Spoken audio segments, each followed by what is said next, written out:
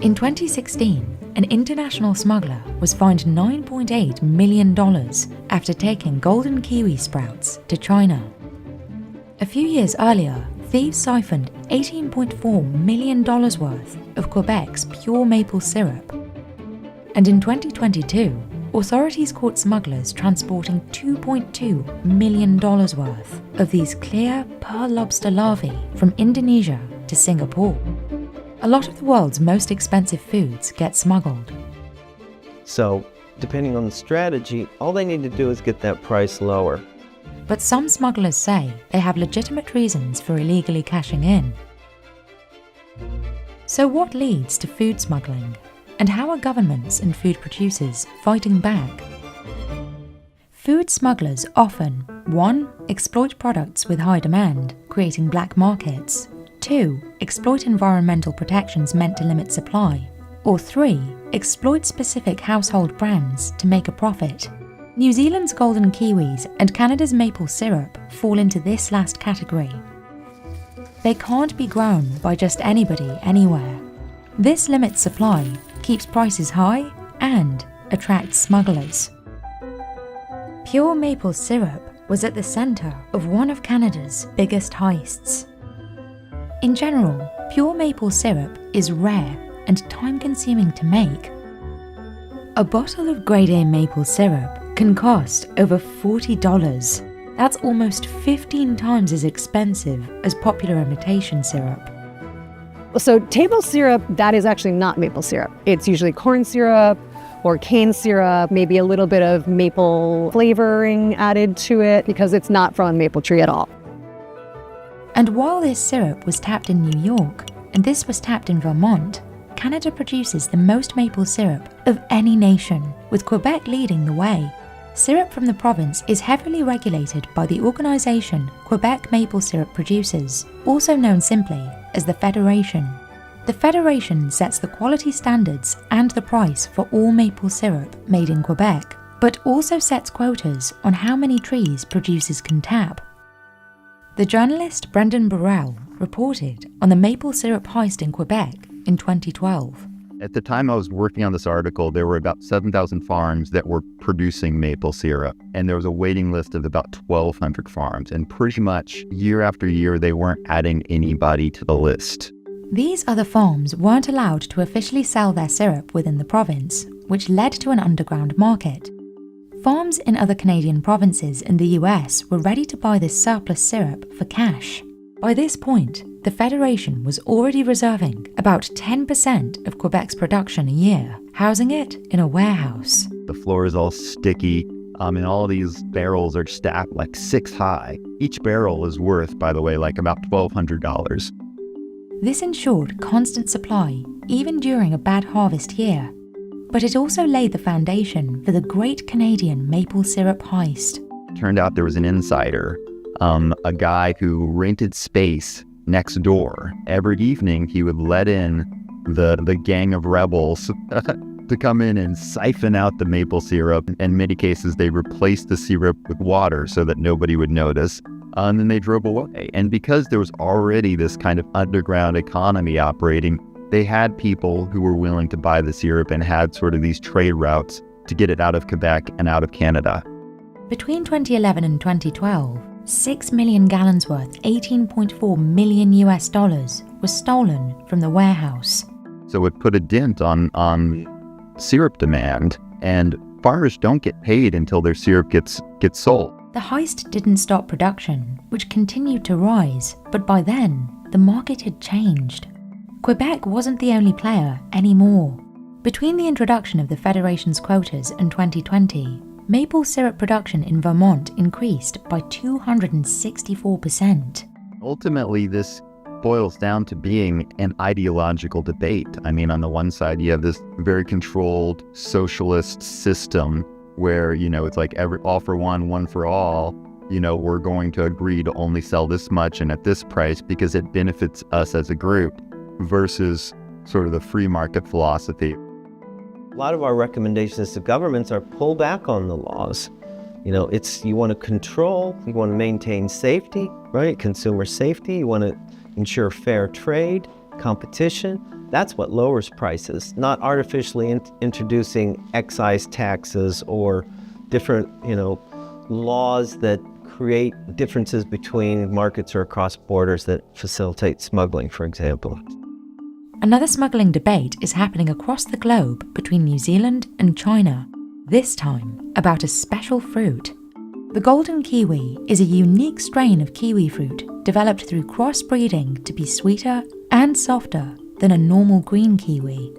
While green kiwis have a thick, hairy skin that provides a protective layer, golden kiwis are completely hairless and much more easily damaged.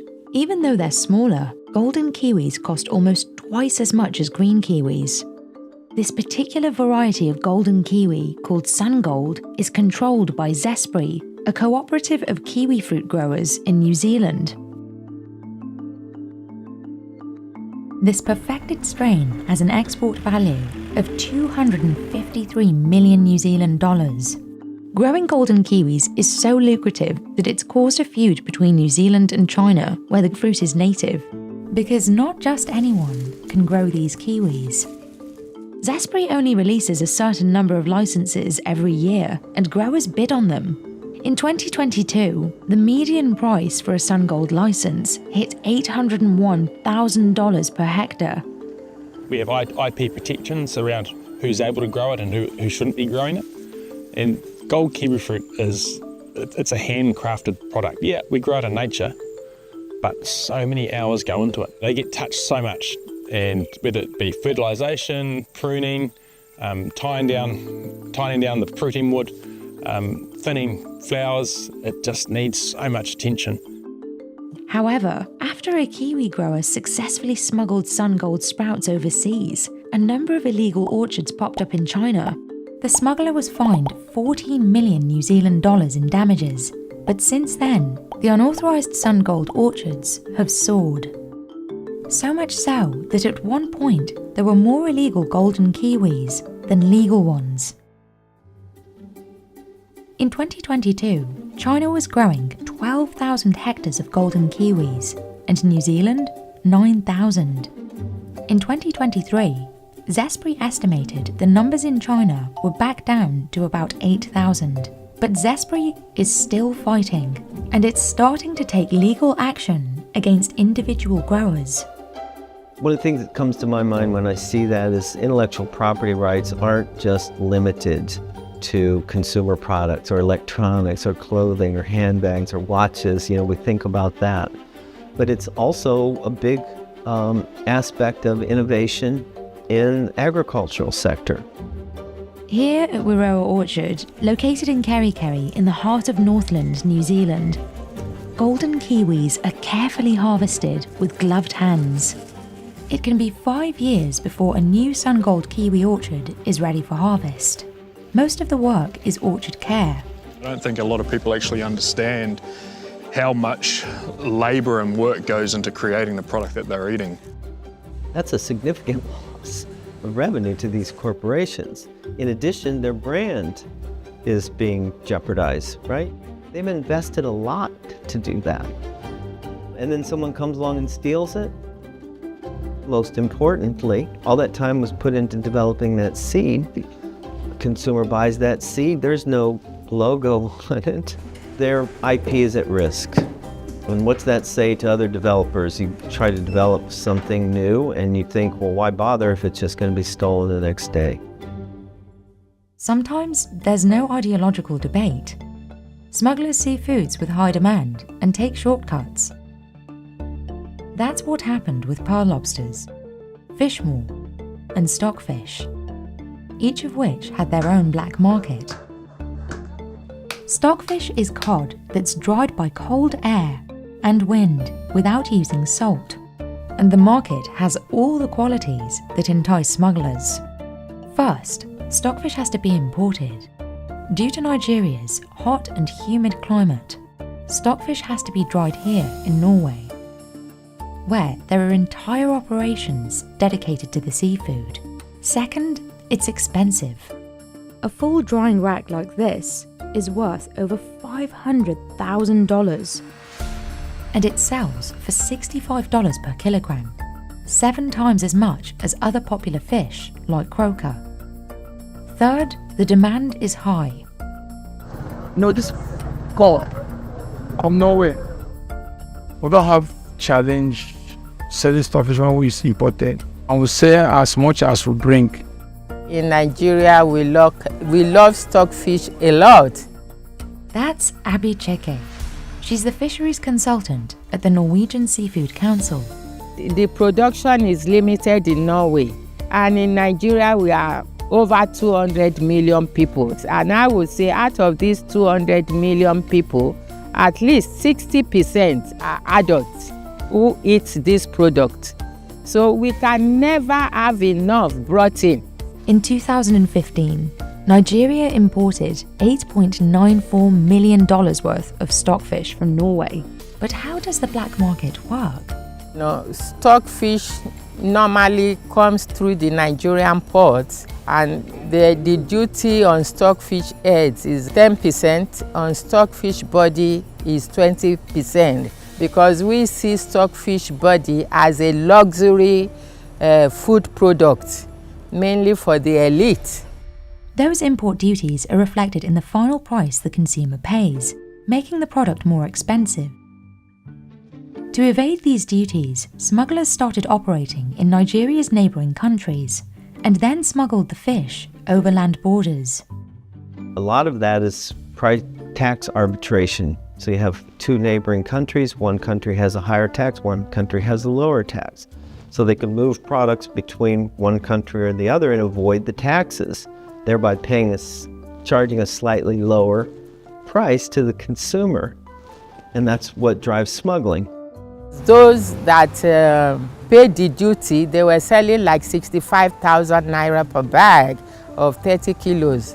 And those that comes in illegally, black marketers through the land borders, would actually sell at 50,000 naira. So you can see a disparity of 15,000 naira. To fight smuggling, Nigeria closed its land borders in 2019, easing trade for many dealers. Roughly 10,000 metric tons of stockfish entered Nigeria in the years leading up to 2023. Before the federal government of Nigeria closed its land borders, I would have said we would have had about 45% of that 10,000 tons coming illegally into Nigeria. But within these past 2 years, I'll say illegality of stockfish trade through the closed land borders will just be about 3 to 5%. But Abby says the most important move Nigeria made was simplifying the legal process for importing stockfish and making sure traders understood just how simple the process could be. That's why they say awareness, information is power. This awareness is making a difference. Abby says there are now 150,000 people involved in the stockfish trade, up from 90,000 when the black market was operating. While Nigerians love stockfish, Chinese consumers across the globe can't get enough of fish maw, and that high demand has led to a growing black market. It's this balloon-like internal organ known as a fish maw or a swim bladder. Fish maw is traditionally considered one of the 4 treasures of Cantonese cuisine, along with shark fin, abalone and sea cucumber. 所以咧，佢嘅年份咧越耐咧，佢嘅花膠係越厚，跟住咧佢所含嘅膠原同埋蛋白質咧非常之豐富，同埋咧佢所含咧各種嘅微生物咧、磷咧、鈣咧呢啲微生物特別豐富啲。Dried fish maws can sell for up to $800 a pound. But older maws like this one, from a large slate cod croaker, are valued as high as $4,000 for a single piece. But the supply chain in China is facing a big problem. Fish maw is so prized that Chinese waters have been overfished, leading to new limits preventing local fishers from catching and selling. Today, the majority of fish maw is imported from other countries, including Uganda, where fishing for an invasive species called Nile perch on Lake Victoria has become a lucrative business for locals. Because I fish because I need fish more. Because fish more is like gold from my side. You understand? We used to throw it back. We used to throw the bladder because it was nonsense. We wanted that meat. But nowadays, money. In just 5 years, from 2014 to 2019, the fish maw trade in Uganda grew from $35 million to $76 million. The organ is so prized that smuggling and theft are rampant in the industry. Fishers like Amber Francis place their bait in the water and come back later to check their catches. Each hook is demarcated with a bottle, so he knows which lines belong to him. But smugglers have learned that too. Unfortunately, you go there, you find nothing, when everything was taken by those thieves. Yeah. This is a huge loss for fishers who have already made a big investment to get into the trade. Not everyone can afford the initial investment of equipment, which includes a government-licensed boat, an engine, plus regulation hooks and bait. Yeah, actually, it requires a lot of capital. Yeah, to deal in fishing Nalpash. Like me as a fisherman, just one boat I require like 15 million shillings.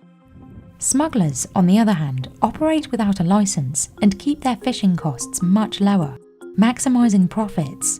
The vessels that these people go out in are barely seaworthy, right? So their costs right from the beginning on capital are low. Crime is also an issue on land. Hakeem says some of his colleagues have been robbed while transporting their goods to Chinese buyers. Theft is too much.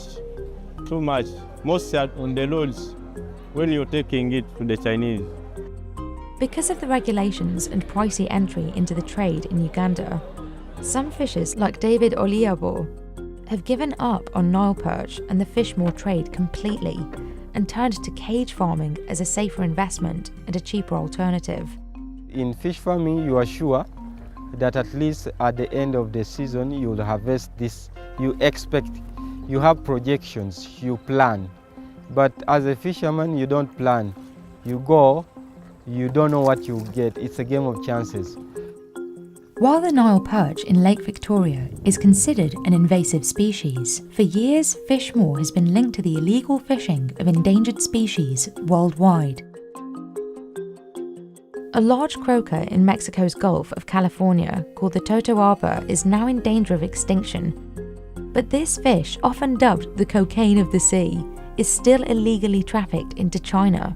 In April 2023, US Customs seized $2.7 million worth of totoaba fish maw hidden in a shipment of frozen fish fillets in Arizona. In Indonesia, smugglers are after something much smaller to the eye. These tiny clear larvae are pearl lobsters. An adult lobster can cost nearly $100 a kilogram, 6 times as expensive as other popular varieties like Maine lobsters. They're known for their blue-green shells, rainbow-colored spots, and extra long antennae. Rasanya ini yang mungkin membuatnya populer dari lobster yang lain. Rasanya itu agak-agak manis dan gurih, enak, dan kalau digoreng itu rasanya pokoknya mantap dah. Pearl lobsters are found throughout the Indian Ocean and West Pacific, from Africa to northern Australia. But the waters around Indonesia are where their largest communities exist, like here in Ekas Bay. The demand for Indonesian lobsters, particularly pearl lobsters, is very high in countries like Singapore, China, and Vietnam. Wild pearl lobsters are always more expensive because they tend to be larger than their captive counterparts. Sebab itu kalau di bulan Januari sampai Februari itu nyampe dia sampai 1.500.000 per kilogram untuk yang alam. Sementara di bulan lain mungkin berkisar antara 1 juta atau 1.150.000 itu saja kan. They're not available year-round, so Indonesia started farming them. It's not an easy job, but it can be very profitable. Saya tertarik karena hasilnya sangat mendukung untuk keluarga kami, keluarga saya gitu, untuk membiayai sekolah anak saya, dan kebutuhan lain-lainnya. Breeders like Merdim raise pearl lobsters in captivity. This method ensures a more reliable supply of lobsters. But keeping them healthy is no easy feat. The lobster larvae, or seeds as they're called, are placed in nets that float directly in the ocean, exposed to natural elements. Ya memang agak sulit dan agak susah lobster mutiara itu dibudidayakan karena agak rentan penyakitnya, mudah kena diserang penyakit lah gitu, dan terlalu mahal bibitnya juga. But perhaps even riskier, they are exposed to smugglers. Large suitcases of larvae are smuggled to Singapore and from there exported to Vietnam and China. Singapore is asking its lobster traders for clearer paperwork, but the illegal activity doesn't seem to stop. A suitcase seized in May 2024 had over $300,000 worth of larvae. The smugglers are facing an 8-year prison sentence and a $92,000 fine. But this is just the tip of the iceberg. The Indonesian government estimates that in 2019 alone, it lost more than $64 million in revenue to illegal exports. Indonesian authorities have been trying to tackle the issue for years, banning exports of all lobster larvae in 2016 and again in 2021, but that didn't stop smugglers. In autumn 2022, authorities caught smugglers transporting $2.2 million worth of lobster larvae. In 2024, Indonesia decided to resume exports to capitalize on global trade. Exports are only open to Vietnam, which relies solely on imported larvae for its lobster farms. Indonesia is expected to receive $1.2 billion from Vietnam for the larvae. While maple syrup and golden kiwis are limited by quotas to localized production, other foods need quotas to be saved from extinction. That's the case with Spanish baby eels, but smugglers disregard those limits. Anguillas are the young of the European eel. They are a delicacy in Spain where every year they're auctioned off for thousands of dollars. This kilogram of baby eels has just sold for over $7,000. And while anguillas are prized for their crunchy texture, they have a very mild taste, almost non-existent. Lo que hace a la angula tan especial es la finura que tiene en boca a la hora de comer. But anguillas are tiny. Fishers need to catch 3,000 of them to reach 1 kilo, a task that requires spending entire nights in the water, in total darkness, braving strong tides and stormy seas. Con eso si cojo al final de la noche 50 gramos, ya son. Eel scarcity is the result of years of overfishing. It's estimated that the European eel population has declined by 95% since the 80s. Many countries have set strict fishing quotas in response to this decline. Eel fishing here in Riba de Seja is heavily regulated. Fishers like Manolo are only allowed to fish baby eels between November and February, with 5 mandatory rest days each month. Each fisher needs to hold a license, and certain beaches are no fishing zones. Breaking any of these rules can cost as much as €6,000. These regulations mean that the price of anguillas has skyrocketed in recent decades. Cuando empecé a pescar con mi padre, yo llegué a vender la angula lo más barato a 8.000, 10.000, 12.000 pesetas de la época. Y ahora en las últimas campañas lo llegamos a vender hasta 810, fue lo máximo que vendí, el kilo, 810 euros. Manolo has been fishing eels for the last 33 years. He's one of 46 fishers here in Riba de Seja who are licensed to fish anguillas.